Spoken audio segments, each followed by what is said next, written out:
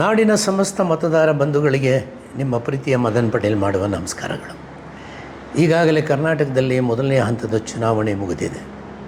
ಕೇವಲ 63% ಮತದಾನ ಆಗಿದೆ.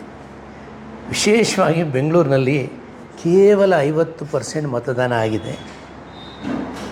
ಬೆಂಗಳೂರಿನ ಮತದಾರ ಬಂಧುಗಳು ತಲೆಯನ್ನು ತಗ್ಗಿಸಬೇಕಾದಂಥ ವಿಷಯ ಇದು.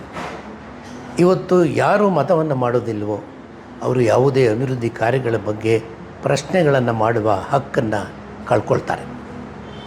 ದಯಮಾಡಿ ಮುಂಬರುವ 2ನೇ ಹಂತದ ಮೇ 7ರಂದು ನಡೀತಾರಂಥ ಚುನಾವಣೆಯಲ್ಲಿ ಅತಿ ಹೆಚ್ಚಿನ ಸಂಖ್ಯೆಯಲ್ಲಿ ತಾವೆಲ್ಲರೂ ಮತಗಟ್ಟೆಗೆ ಬಂದು ಮತದಾನ ಮಾಡಿ.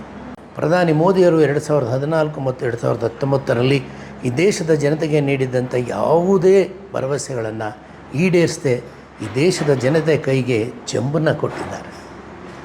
ಈ ಬಾರಿ ನಾವು ಅವ್ರ ಕೈಗೆ ಚೆಂಬನ್ನು ಕೊಡೋಣ, ಈ ದೇಶದ ಭವಿಷ್ಯವನ್ನು ಬದಲಾವಣೆ ಮಾಡೋಣ. ಈ ಎಲ್ಲ ಕಾರಣಗಳಿಂದ ಕರ್ನಾಟಕದ 2ನೇ ಹಂತದಲ್ಲಿ ಸ್ಪರ್ಧೆ ಮಾಡಿರುವಂಥ 14 ಕಾಂಗ್ರೆಸ್ಸಿನ ಅಭ್ಯರ್ಥಿಗಳಿಗೆ ಅತಿ ಹೆಚ್ಚಿನ ಮತವನ್ನು ನೀಡಿ ಅವ್ರನ್ನ ಗೆಲ್ಲಿಸುವುದರ ಮೂಲಕ ಈ ದೇಶದ ಭವಿಷ್ಯವನ್ನು ಬದಲಾವಣೆ ಮಾಡಿ ಅಂಥೇಳಿ ನಾನು ತಮ್ಮಲ್ಲಿ ಸವಿನಯ ಪ್ರಾರ್ಥನೆಯನ್ನು ಮಾಡ್ತೇನೆ.